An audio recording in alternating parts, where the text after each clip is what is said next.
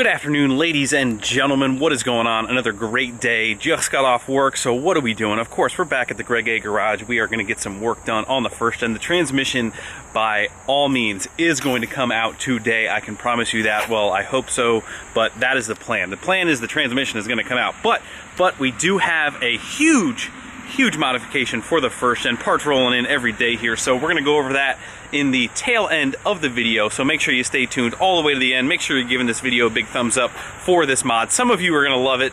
A lot of you guys are going to love it. There's definitely going to be a select few that definitely are going to hate this modification, but it is big. Nonetheless, it will give you a little bit further insight on where the project first gen is going. I'm beyond ecstatic, but it is right here in this box. Oh, other side. Take two, it is inside of this box. Get your guesses in now. Secretive, but it is in this box, fairly large box. Let's get this inside here out of the 08. Also, in this video, we will be saying goodbye to some parts off of the POS Dodge, and that is the axles. That's right, somebody is coming to get the axles today. So that's on a little bit later on, so let's just get right to the work. Let's get right to the work of taking the transmission out of this. So just to give you guys a little bit of a recap on what happened yesterday, if you did not see yesterday's video, which you should just stop this one now and go back and watch that one. But we got the bolts for the cross member to the transmission out. We got the braces for the cross member out. And all that's left is really just the bolts that hold the cross member in, but we have to get our trans jack in here first before that. So all of the shifting linkage and the kickdown cable are off the side of the transmission. All of the electrical plugs are off. We did start to undo some of the bell housing bolts, and the converter bolts are out. So that whole flywheel converter bolt combination there that you have to do in the front of the engine, I'll go over once the transmission's out. That'll give you a much better explanation of exactly what is going on there. So where we're at today is we need to get the trans jack in here, get some tension off of the cross member, take the cross member completely out, and then we can get the bell housing bolts completely out, and everything should pull right back from there. Sounds easy enough, right?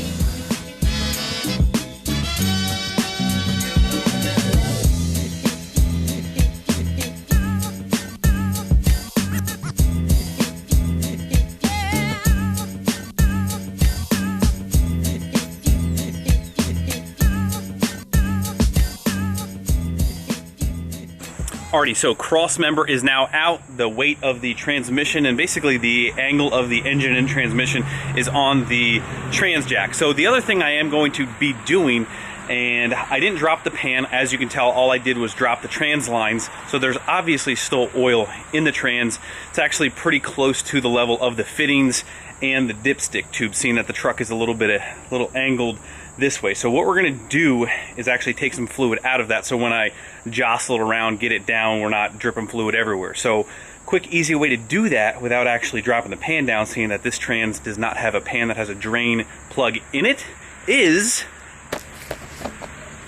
our little handy dandy sucker siphon tube. And what I'm going to do is I'm going to go through the dipstick transmission and suck that out, and just take a little bit out. That way kind of brings the level down, and we don't have to worry about getting even more of a mess already on us than we already do.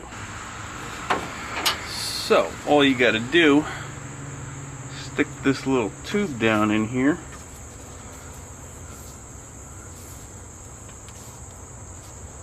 It could actually be much shorter than this. Pull back on this tube here.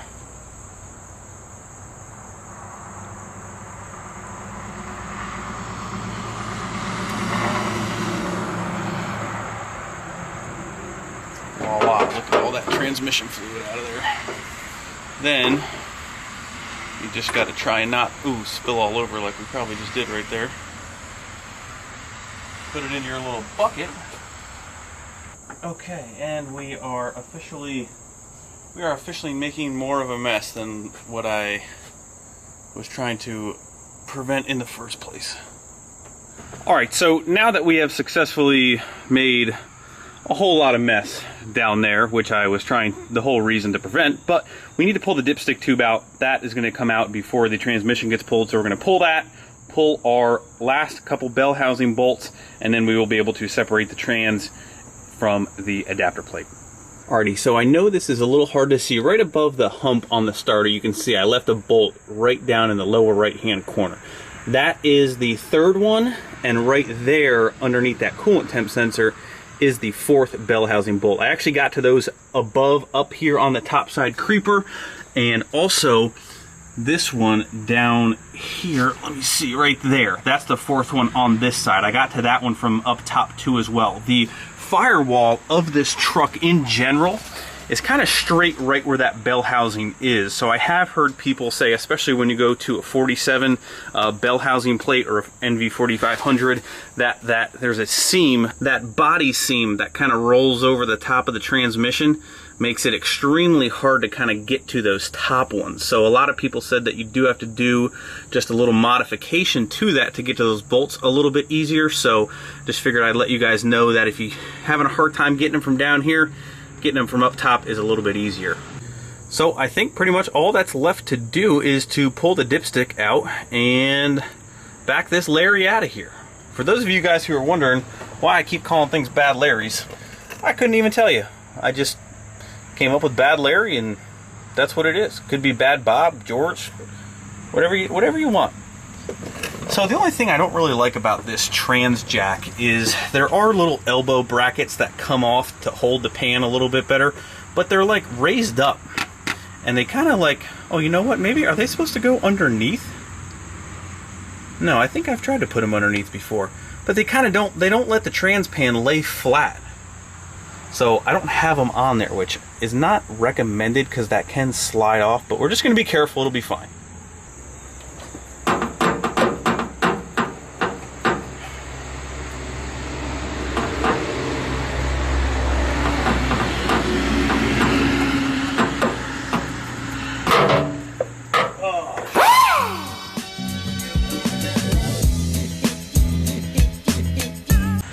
Alright guys, well, turns out that after I explained to you about the bell housing bolts that you could get to the top side, old GREGA forgot to take them out, of course, getting sidetracked, pulling the dipstick tube out, making a complete entire mess, which we'll completely go over here in a little bit. But turns out if you take those bell housing bolts out, then the transmission will actually come out. So now it should slide out no problemo.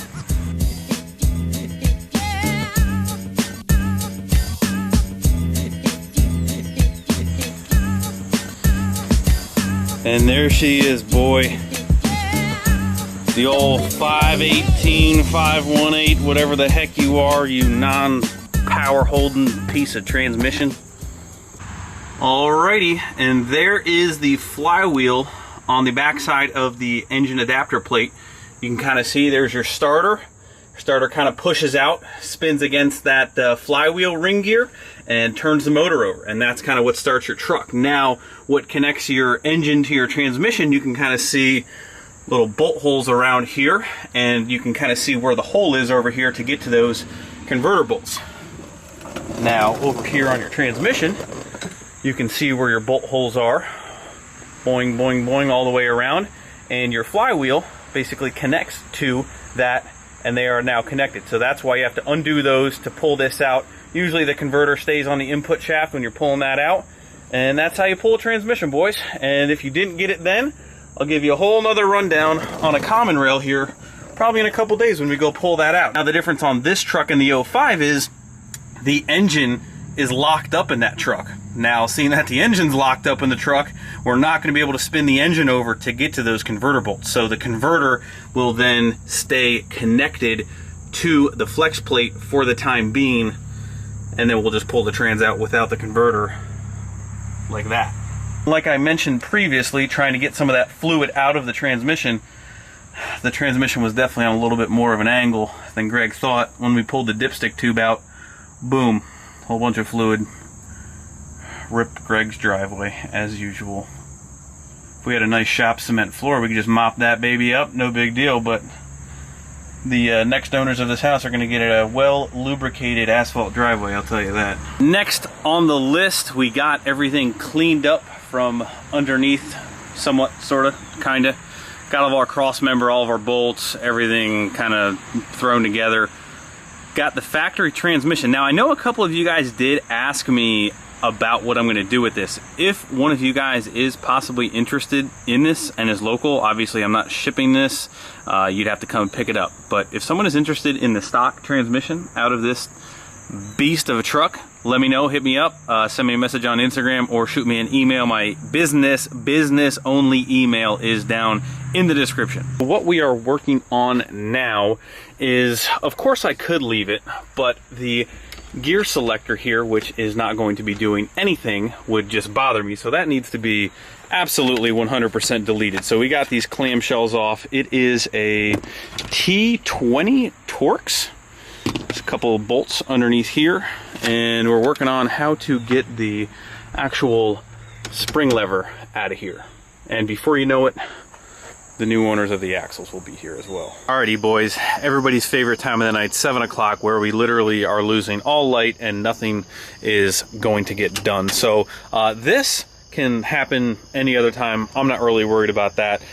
Seeing that we have a big jump in time here, we are pretty much gonna wrap up the progress on the first gen here. Grab our key, take that out, shut that door. So the reason that we did have a little bit of a time jump there is the clothing people did drop off our samples. So we have a lot of work to do. We got to get them up on the website, go over details, go over everything that has to do with that, get that ready to go. So now that we have the samples, I am hoping to be telling you that we are going to be launching Saturday, Sunday, maybe. I'm not sure. So the next couple days, couple hours, we're going to be busting our butts behind the scenes, getting everything ready for you to go, and then going to be launching all of the new winter, fall apparel, hats, shirts, everything. So they look amazing. They look awesome. I'm so pumped. Honestly, these are so nice that that's all I really want to wear. Anyway, we do have the people coming for the rears. They should be here any second now. So what we're going to do is we're going to get our engine hoist, because the GREGA garage doesn't have a forklift or anything like that cool to hoist these things in the truck easier. So we're gonna use a cherry picker, and that's where the night is at so far. We still have to get to our secret part in the said box behind the shop vac. Stay tuned for that.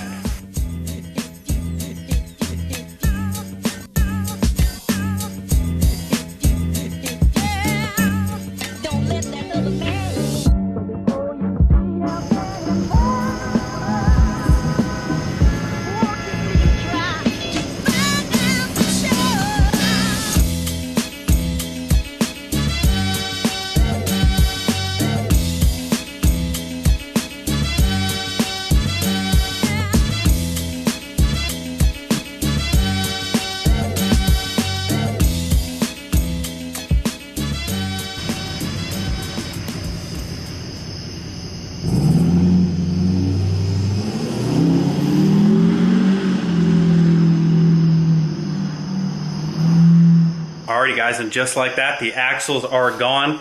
2 full width axles in a short bed with the tailgate closed, mind you. That, I did not think that was gonna happen, but I guess there you go. You learn something new every day. Short bed truck, 2 axles, diagonal, no, not a big deal. So that is gonna wrap up progress tonight outside. It is about 8 o'clock, so it is time to close up shop and show you. Oop, what am I hitting on here? So I came out here to shut the hood, and the hood stack pipe wouldn't line up. I'm like, how in the heck is it not lining up? Well, I forgot that, oops, we took our transmission out, so the engine got a little flex to it, seeing it's got no transmission cross member brace to keep that braced up at the proper angle. So we're gonna have to undo the hood stack quick to shut the hood, throw the cover back on, and possibly throw just a little jack underneath there to keep the engine kind of propped up. Basically now all it's got is one engine mount here, one engine mount here on the other side, and that's pretty much all that supports these trucks in normal cases. Even on the newer trucks, it's really just 2 side frame motor mounts, engine mounts, whatever you want to call them, and a transmission cross brace. That's kind of the only thing that really keeps these things in place. Alrighty guys, you guys have been waiting long enough for the surprise modification for the first gen. We are just gonna get right into it, show it to you guys. It's 8 o'clock, man. I'm hungry. I didn't go inside and eat yet. All right, here she is. Here she is. Any guesses? Any guesses? Boy! Oh, that's right. Farrell Diesel Service. You guys can already guess what this bad Larry is. That is the pump itself. So some of you guys probably already guessed it, but I did sell this stock pump off of the POS Dodge. It was still a good 215 pump, but we decided to sell that because I had already ordered a Farrell Diesel Service Stage 4 pump. So a Stage 4 pump is a completely maxed out, as far as you can go, 12 millimeter pump. So the next step up from this would be a 13 millimeter pump. So there's a lot of different pros and cons on why I went with the maxed out 12 millimeter versus the 13 millimeter. I think for time's sake, this would be a extremely long video, most likely, if I went into all of that. So I think we're gonna throw that into the next video on, you know, what I talked to him about. Super Seth from Farrell Diesel Service, 2 thumbs up if I could give you 2, but I'm holding the camera. But great guy, spoke with him for probably about 45 minutes on the truck, the goals, what all was needed with a 13 mil pump that would have been extra on top of that, and kind of sort of everything. So that is the plan. The plan is we need to get the trans done, we need to get the rear done first before anything else. I want the truck running back, driving. I'm not gonna take apart the engine now that everything else has been blown apart on the thing. So the plan is to get that stuff done, get the truck running back, driving, go do a couple really big burnouts, turn the VE pump up a little bit, and then kind of see where we're at time-wise. Now, when I say time-wise, I mean October 28th, the YouTube Call-Out Challenge #2 in the fall. We will be there, the crew will be there. The first gen is gonna be there, and we're just gonna kind of I don't wanna rip the engine apart if I'm not gonna have enough time to fully complete. You know, we're gonna be doing a cam job in that as well, swapping the front case. So it's a lengthy job. I mean, it can be done, you know, ram jam in a weekend, but it's gonna be cutting it close. I don't wanna cut it close and not be prepared. We need to have some test hits on the street done.